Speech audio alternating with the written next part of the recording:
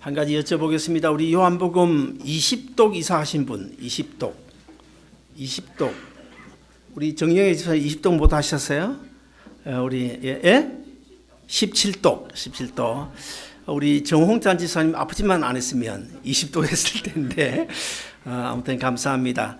우리 말씀 드리기 전에 옆 사람 보시면서 오늘 또 한 번 더 확인하십시다. 옆 사람 보시면서 두 가지를 하겠습니다. 첫 번째는 요한복음 좀 읽으셨습니까? 시작. 요한복음 좀 읽으셨습니까? 좀 부담이 되죠? 그 다음에 두 번째 인사합니다. 두 번째, 말씀에 붙잡혀 살아가십시다. 말씀에 붙잡혀 살아가십시다. 자, 오늘은 요한복음 강의 세 번째 시간으로 이보다 더 큰 은혜가 있을까? 이런 제목을 가지고 말씀을 전해 드리려고 합니다. 우리 예수 믿는 성도들 가운데도 스스로 나는 불행하다고 생각하는 사람들이 간혹 있습니다. 돈이 없어 불행하고, 집이 없어서 불행하고, 또 자녀가 공부를 못해서 불행하고, 아니면 건강이 없어 불행하고, 또 뭐 여러 가지 일을 많이 하기는 하는데 잘 풀리지 않아서 불행하다, 그렇게 말하는 사람들이 있습니다. 여러분, 이런 것들이 없어서 불행하다 그렇게 생각한다면 그것은 참된 행복이 무엇인지를 모르는 것입니다. 우리가 인생을 살아가다 보면 참 여러 가지 힘들고 어려운 때가 많이 있죠. 자, 이런 것들이 없어도 불행하지 않다고 생각하는 사람들은 많이 있어요. 또 이런 것들 중에서 어느 정도는 가지고 있으면서도 불구하고 조금 한두 가지 모자란 것 가지고 나는 불행하다고 말하는 사람들도 있습니다. 저도 지난날 이런 것들이 없어서 참 어려운 삶을 살아온 적이 있습니다. 그럼에도 불구하고 지금 곰곰이 생각해 보면 이런 것들이 없기 때문에 나는 불행하다고 생각해 본 적은 단 한 번도 없습니다. 단지 힘들고 어렵기 때문에 하나님 힘듭니다. 하나님 어디까지 저를 낮추시렵니까? 하나님께 울부짖고 하나님 앞에 떼쓴 적은 있어도 내 인생이 불행하다, 그렇게 생각해 본 적은 한 번도 없습니다. 왜일까요? 그것은 저는 참된 행복이 무엇인지를 알기 때문입니다. 예수 믿지 않는 사람들의 경우에는 그런 것들이 없어서 불행하다고 생각하는 것 지극히 당연합니다. 그래서 그들은 육적인 것들을 추구하면서 살아가고 있어요. 왜 그들이 육적인 것만 추구하며 살아가는지 아십니까? 그것은 바로 육적인 것을 추구하며 살다가 육으로 죽을 것이기 때문에 그렇습니다. 그러나 오늘 이 자리에 계신 저와 여러분은 결코 육으로 살다가 육으로 죽을 사람들이 아닙니다. 우리는 영으로 살다가 영원한 행복 속에 살아갈 수 있는 존재들이기 때문에 우리는 불행하다, 그런 말 절대로 입에 달고 살아서는 안 될 것입니다. 그래서 영에 속한 사람들은 그런 것이 부족하다고 해서 불행하다, 그렇게 생각지는 않습니다. 왜 그러면 영에 사는 사람, 오늘 이 자리에 계신 저와 여러분은 삶이 어려움에도 불구하고 불행하다, 그런 생각을 하지 않아야 되는 것입니까? 그것은 지금은 좀 힘들고 어렵지만은 우리 하나님께서 우리를 영원히 행복을 보장해 주실 것이기 때문에, 그런 소망을 가지고 살아가기 때문에 우리는 절대로 불행한 인생은 아니라는 사실 여러분 꼭 기억하시기를 바랍니다. 구약 성경 출애굽기에 보면 모세가 나오죠. 이 모세는 사실 그 애굽의 바로 왕의 공주의 아들로서 어쩌면 장차 애굽의 왕권을 손에 질 수 있는 그런 위치가 보장된 사람이었어요.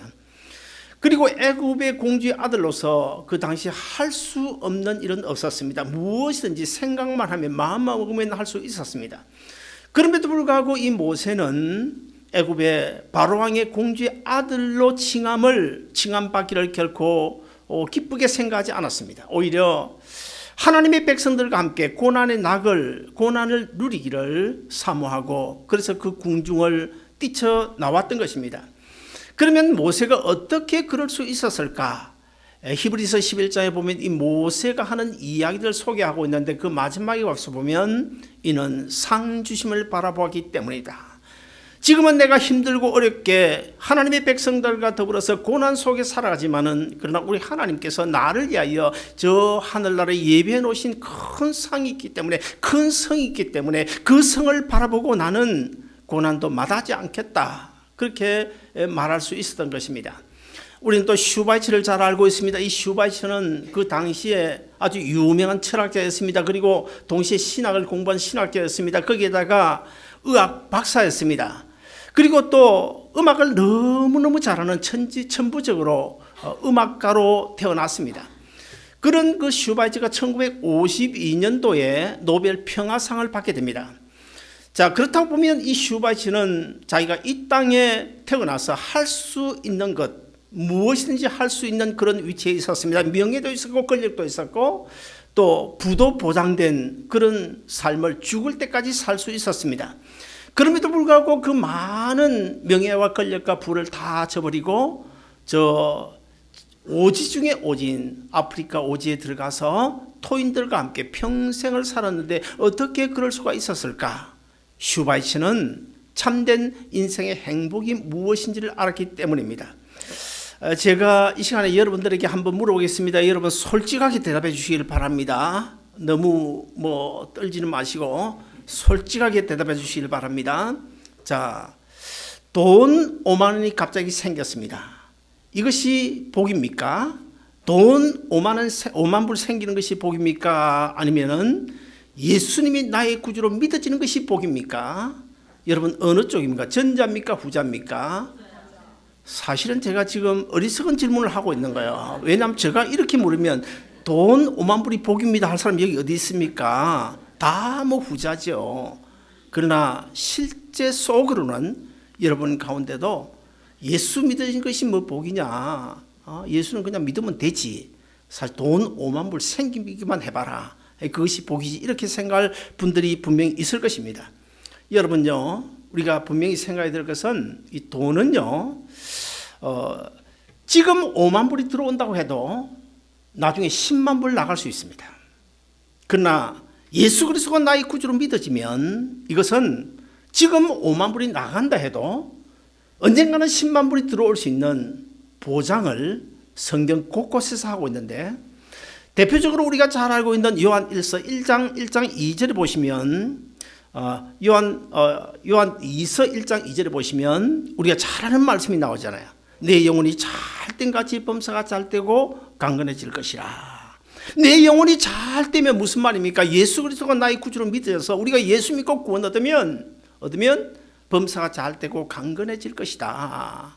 예수 믿는다고 지금 좀 어렵지만 지금 당장에는 5만 불 나가는 것 같지만 10만 불, 20만 불 들어올 수 있다는 보장을 지금 하고 있는 본문이에요.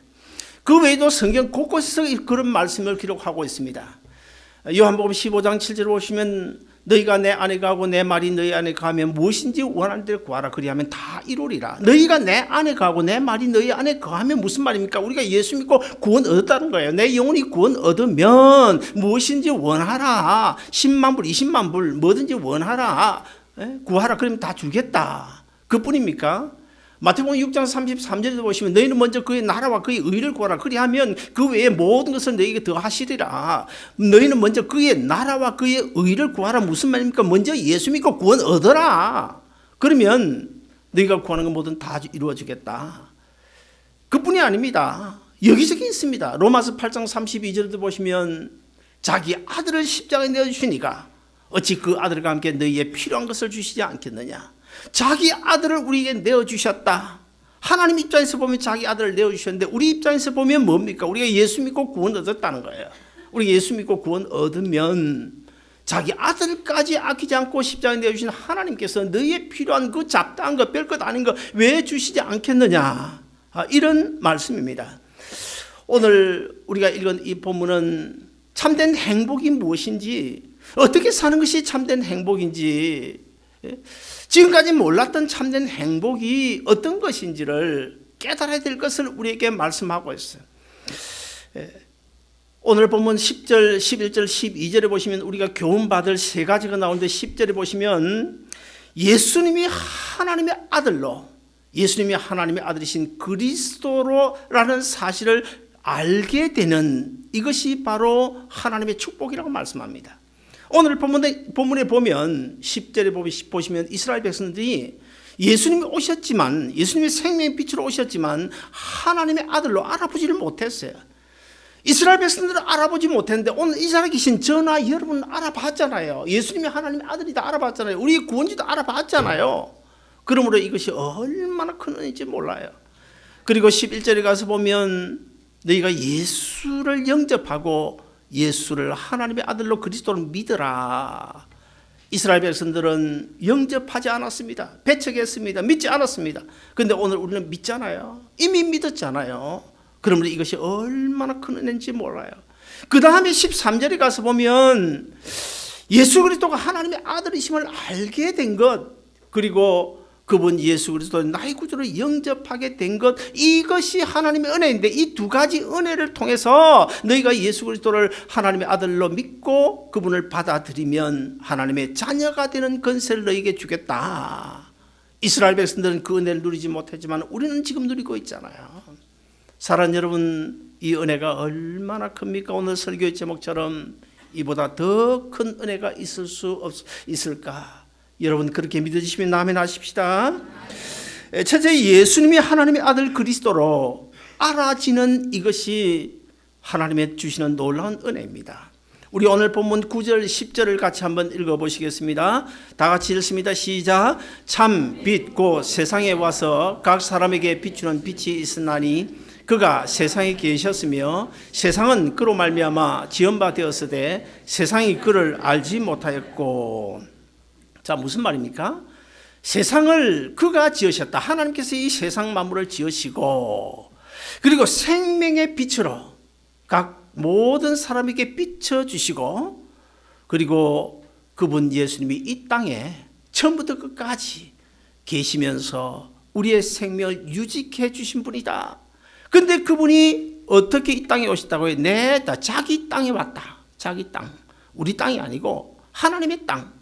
자기 땅에 오셨는데도 불구하고 그 생명의 빛을 알아주지를 못했다는 거야. 알지를 못했다는 거야. 사랑하는 여러분, 빛이 왔는데도 불구하고 빛이 왔는지를 깨닫지 못하고 어두움 속에 늘 있으면 얼마나 불행한 사람입니까? 그 사람이 진짜 불행한 사람이죠. 얼마나 미련한 사람입니까? 우리를 구원하시기 위하여 이 땅에 오신 그 주님을 생명의 주로 받아들이지 않냐고 믿지 못하면 얼마나 어리석은 사람입니까? 자, 그러면 왜 그들이 못 알아봤다는 것입니까? 여러분, 또 제가 하나 물어보겠습니다. 인간이 하나님을 알아보는 것이 정상입니까? 예수 그리스도를 하나님의 아들로 알아보지 못한 것이 정상입니까? 어떻습니까? 어떻게 해요? 전자입니까? 후자입니까? 이스라엘 백성들이 예수 그리스도를 하나님의 아들로 알아보지를 못했는데 그 정상입니까? 비정상입니까? 우리는 흔히 전도할 때 이런 이야기를 하잖아요. 하나님께 세상 만물을 창조하셨고 그분이 우리를 죄에서 구원하셨고 그분 하나님은 우리를 영원히 끝까지 사랑하시고 그분 하나님은 지금도 살아계시는데 왜 못 믿느냐고. 교회 나가는데 왜 교회 안 나가느냐고. 전도하다가 안 되면 나중에 어떻게 합니까? 저주까지 하는 사람들이 있잖아요. 그러나 우리가 조심해야 될 것은 절대로 저주해서는 안 된다는 거예요. 왜 저주해서는 안 되는가 하면 아직도 하나님의 때가 되지 않아서 전도를 받지 못하고 교회에 나오지 않은 사람이 있을지도 몰라요. 나중에 언젠가는 하나님의 때가 되면 한쪽 강도처럼 죽을 때 돌아올지도 몰라요. 그렇기 때문에 절대 저주는 안 된다는 것입니다. 저도 사실은 전도를 그렇게 합니다. 그러나 사실 그렇게 말하는 것은 틀린 말입니다. 범죄한 인간 편에서 보면, 우리 입장에서 아니고요, 예수 믿기 전 범죄한 인간 편에서 보면 예수 그리스도가 하나님의 아들로 알아봐지지 않는 것이 정상입니다. 그리고 예수 그리스도가 믿어지지 않는 것이 정상입니다. 왜요? 제가 주님과 나 사이를 딱 가로막고 있기 때문에 보이지 않아요. 들리지 않아요. 믿어지지 않아요. 그것이 정상입니다. 자, 그런데 예수님을 알지 못하는 것이 정상이고 믿어지지 않아야 되는 것이 정상인데 그럼에도 불구하고 우리는 믿잖아요. 자, 왜 우리는 믿습니까? 왜 우리는 믿습니까? 하나님께서 하나님과 우리 사이에 있는 죄를 제거해 주셨기 때문에, 막혀있는 길을 열어주시고 막혀있는 눈을 열어주셨기 때문에. 사도행전을 보면 사도 바울이 예수님을 얼마나 핍박했습니까? 예수 믿기 전에. 그러다가 이제 다메섹 도상으로 가는데, 그때 이제 꼬꾸라지는 그런 역사, 회개의 역사가 일어나죠. 그런데 그때 보면 이 사도 바울의 눈에 뭐가 있었습니까? 비늘이 있었잖아요. 비늘이 벗겨진 뒤에야 부활하신 예수 그리스도를 알아봤거든요. 죄가 딱 가로막혀있기 때문에 하나님이 보이지 않아요. 들리지 않아요. 믿어지지 않아요. 그것이 예수 믿지 않는 범죄한 인간 편에서 보면 지극히 정상입니다. 지극히 정상입니다. 그런데 우리는 얼마나 은혜가 큰지 하나님께서 그 비늘을 제거해 주시고 보이게 해주시고 들리게 해주시고 믿어지게 해주셨다. 얼마나 감사한지 몰라요.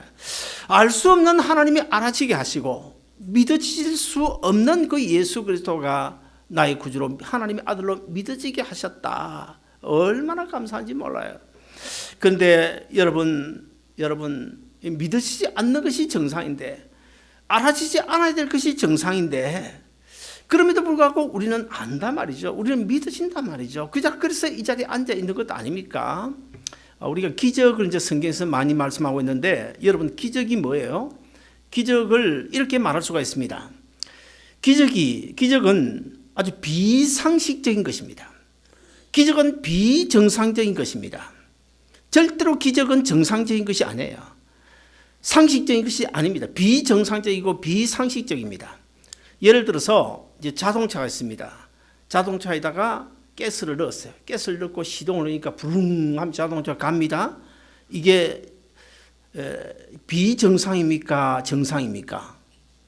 정상이죠. 가스 넣으면 시동 걸면 차가 간다. 이게 상식입니까? 비상식입니까? 상식이죠. 그러면 이것은 기적이 아니에요. 그럼 무엇이 기적입니까? 가스를 안 넣었어요. 가스가 다 떨어지는데 안 넣었는데 야! 하고는 그냥 가서 시동을 탁 끌었더니 시동이 드릉 걸려가지고 차가 붕붕붕 100마일, 220마일 간다면 이게 기적이에요. 그러므로 이 기적이라고 하는 것은 비상식적인 것이 기적이고 비정상적인 것이 기적입니다. 그런데 우리가 알지 못해야 될 하나님의 아들이 알아지게 되고 믿어지지 않아야 될 예수 그리스도가 믿어졌다. 이게 사실은 비정상적이고 비상식적인데, 그래서 이것을 가리켜서 뭐라고 하냐면 예수 믿는 것이 기적이라는 거예요. 그래서 흔히 옛날에 이제 한국에 있을 때 동네 사람들 그러지 않습니까? 성경책 끼고 교회 가는 이제 교인들을 보고 뭐라고 그랬습니까? 저 미쳤다고, 저 돌았다고. 흔히 그랬거든요. 그 말이, 자, 세상 사람들이 여러 번 보고 아니 저 양반 미쳤다, 저 양반 돌았다 그러면 이게 좋은 말입니까? 나쁜 말입니까? 이 쉬운 걸 답을 못해요. 얼마나 좋은 거예요. 저 사람 돌았다. 그 말은 무슨 말입니까? 비정상적이고 비상식적인데 그것이 바로 기적이고, 그 기적이 바로 뭐야? 예수님을 믿게 됐다. 믿는 믿음이다. 그래서 우리가 예수 믿어지는 것은 기적이라는 것입니다. 여러분, 하나님이 여러분 한 사람 한 사람 부르시지 아니하고 이때까지 내버려 주셨다. 지금까지가 아니고 앞으로 죽을 때까지 하나님께서 부르시지 아니하시고 내버려 주셨다. 얼마나 불행해요. 그래서 어느 날 믿어지지 않는단 말이에요. 믿어지지 않아. 그대로 내버려 주셔서, 이것이 성경이 말씀하는 1차적인 심판입니다. 믿어지지 않도록 그냥 내 제약감도 내버리던 이것이 1차적인 하나님의 심판이에요. 그러다가 어느 날 꼴까닥 하고 가게 되면 얼마나 불행합니까? 그럼에도 불구하고 우리가 하나님의 아들을 하나님의 아들로 알아볼 수 있고 예수 그리스도가 나의 구주로 믿어지게 된 사실, 이보다 더 큰 은혜 있을까? 여러분, 이 큰 은혜에 감사하며 살아가시길 주의 이름으로 축원드립니다. 둘째로, 예수님을 나의 구주로 영접하게 된 것은 전적인 하나님의 은혜라는 사실을 성경이 말씀하고 있어요. 홀만 헌트라는 이 화가가 있는데 아주 유명한 화가, 우리가 잘 아는 화가입니다. 그림을 보면 알 수 있어요. 이분이 이제 그림을 그렸는데 The Light of the World. 그러니까 세상의 빛이라는 그 그림 여러분 알죠? 우리 한번 영상에 띄워주시면 좋겠는데, 자, 세상의 빛 너무나 우리가 잘 아는 그림이죠. 왼쪽에 있는 것이 진볼입니다. 오른쪽은 가미를 해가지고 이렇게 만든 거예요. 그러니까 우리가 익숙한 것은 오른쪽인데 사실은 왼쪽이에요. 그 왼쪽 그림이 좀 흐린데 저 그림을 자세히 보면 지금까지 이 문을 문 앞에 어떤 분이 서 계신데 등불을 들고 서 계신데 문을 사용하지 않았다는 것을 우리가 짐작할 수 있어요. 여기저기 뭐 거미줄도 있고 풀 나무 덩쿨이 얽혀져 있어서 사람들이 이 문을 출입하지 않았다는 것을 증명하고 있고요. 그 다음에 이제 자세히 보시면 이제 왼쪽엔 잘 안 보니까 오른쪽 자세히 보시면 보통 우리가 대문을 들어갈 때는 대문 손을 잡을 수 있는 문고리가 있습니다. 그런데 저 그림에는 문에는 문고리가 없어요. 문 손잡이가 없어요. 손잡이 있어야 밖에서 열고 들어갈 수가 있는데 손잡이가 없어요. 그러면 어떻게 해야 들어갈 수 있습니까? 안에서 누군가가 주인이 열어줘야 들어갈 수 있는 문입니다. 그런데 밖에 등불을 들고 서 계시는 저분이 바로 예수님이십니다.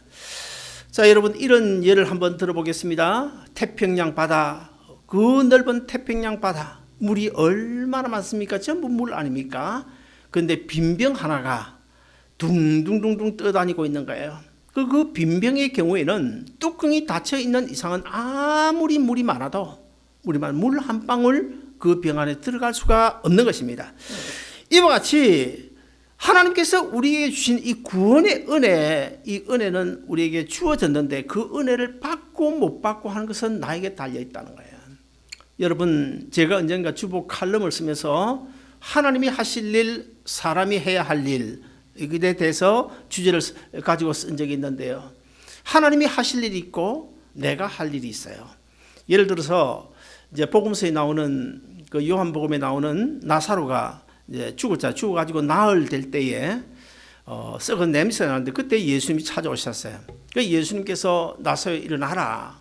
나사로 살려주셨는데 주시고는 예수님께서 이런 말씀하십니다. 너희가 풀어서 놓아 걸어 다니게 하라. 그랬어요. 자, 저기 보면 하나님이 하실 일이 있고 주님이 하실 일이 있고 우리 사람이 해야 될 일이 있어요. 자, 나사로에 대해서 주님이 하신 일이 뭡니까? 죽은 나사로를 살린 거예요. 살리는 거는 주님 몫이고, 그 다음에 풀어서 옛날에 끈을 이제 묶어 놓았는데 동이 놓았는데 끈을 풀어서 걸어 다니는 거, 끈을 풀어주는 것은 주위 사람들이 할 일이고, 그 다음에 걸어가는 다니는 건 누가 해야 될 일입니까? 나사로 해야 될 일이에요.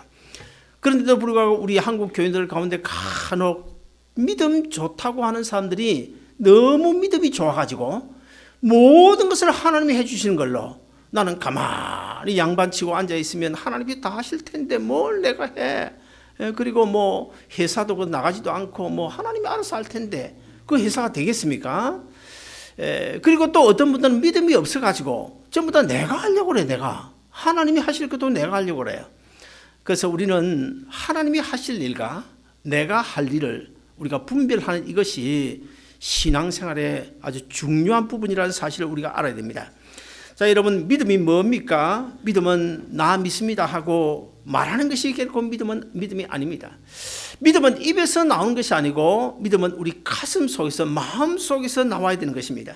그래서 로마서 10장 10절을 보시면 사람이 마음으로 믿어 의에 이르고 입으로 시인하여 구원에 이른다. 그런 말씀이 있잖아요. 자, 그런데 우리 한국 교회 안의 성도들 가운데는 마음으로 믿어 입으로 시인하는 것이 아니라 마음으로는 믿지 않고 입으로만 시인하면서 그것이 마치 큰 믿음인 것처럼 착각하고 그것을 자랑하며 사는 사람들이 간혹 있다는 것입니다. 성경이 말씀하는 믿음이라고 하는 것은 어떤 기대가 아닙니다. 어떤 바라는 마음이 아닙니다.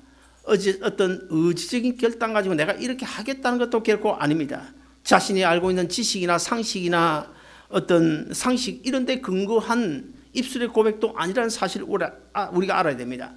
그러면 믿음이 뭘까요? 믿음은 십자가에 달려 죽으신 그 예수님과 내가 하나가 돼가지고 같이 죽었다가 3일 만에 주님이 살아나실 때 나도 같이 살아난 그런 체험, 그 사건이 있어야 그것이 믿음인 것입니다.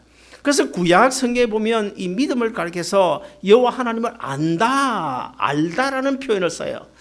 특별히 이제 호세아서에 보면 여호와를 알자, 우리가 열심히 알자. 그래. 그 말이 무슨 말이냐면 여호와 하나님을 믿자, 우리가 열심히 믿자, 그런 말입니다. 이 구약 성경을 히브리어로 기록했는데 이 히브리어로 이 안다라는 말은 히브리어로 야다라는 말인데 이 야다라는 말은 우리 한국식으로 그저 내가 누구를 안다, 뭐 그런 차원을 의미하지 않아요. 이 야다라고 하는 이 안다라는 말은 그 본래 뜻이 무엇인가 하면 부부간에 남편이 아내를 알고 아내가 남편을 아는 것 같은 그런 관계적인 차원에서 인격적인 만남을 가리켜서 안다라는 뜻입니다. 무슨 말인가 하면 부부가 부부 관계를 통해서 서로가 서로를 아는 한 몸처럼 알고 지내는 그것을 가리켜서 안다. 그것이 곧 믿음이라는 거예요.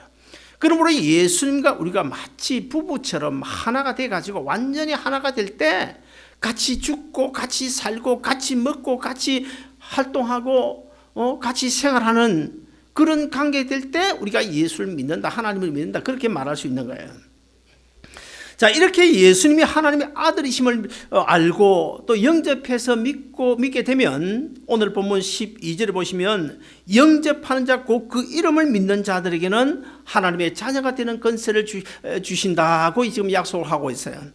자, 여기서 영접이라고 하는 말은 헬라어로 람바노라고 그러는데 이 람바노는 무슨 뜻인가 하면 그저 적당하게 뭐 오십시오 하고 말 한마디 하고 받아들인 것이 아니고 그냥 꼼짝 못하도록 꽉 붙잡고 안으로 들어간다, 그런 이야기예요. 바깥으로가 아니고 어떤 분을 꼼짝 못하도록 꽉 붙잡고 그냥 안으로 모셔드리는 것을 가리켜서 람바노, 영접이라는 겁니다.